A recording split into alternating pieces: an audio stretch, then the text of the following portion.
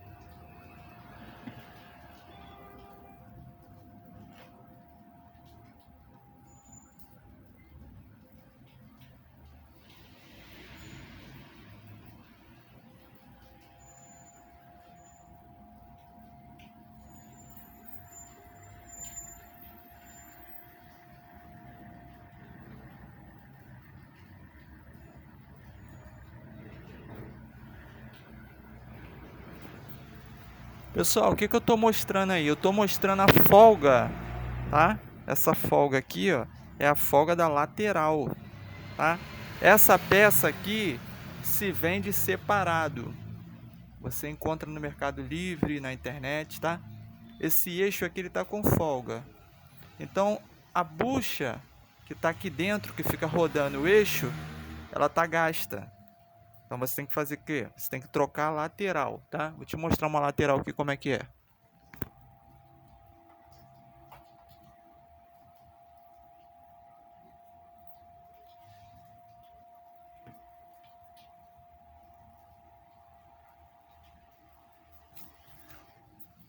Essa dali é a lateral do motor.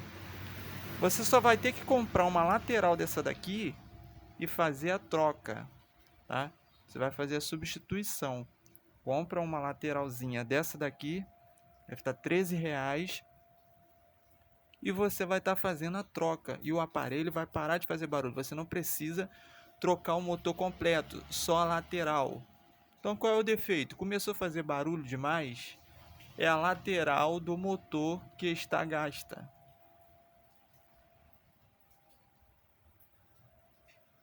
Essa pecinha ali é uma bucha que está aqui dentro, essa bolinha é uma bucha.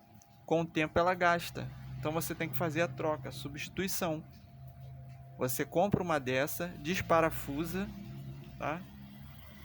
Você vai desparafusar aqui e ela vai soltar.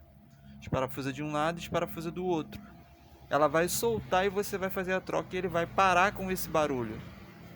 Então essa dica que eu estou deixando aí é como que você vai resolver o barulho. Tirou a ventoinha, ó, forçou com a chave de um lado e do outro, ela solta. Suspende para cima, ela solta.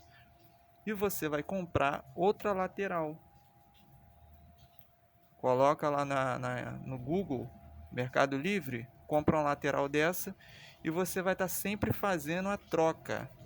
Em vez de comprar um motor novo, começou a fazer muito barulho, parou, compra só a lateral e faz a troca. E você não vai perder o secador. Então estou deixando essa dica para vocês aí. Espero ter ajudado. Qualquer dúvida, coloca nos comentários aí que eu vou estar respondendo para ajudar vocês. Esse aqui é o Taif Fox mas todos os modelos são igual.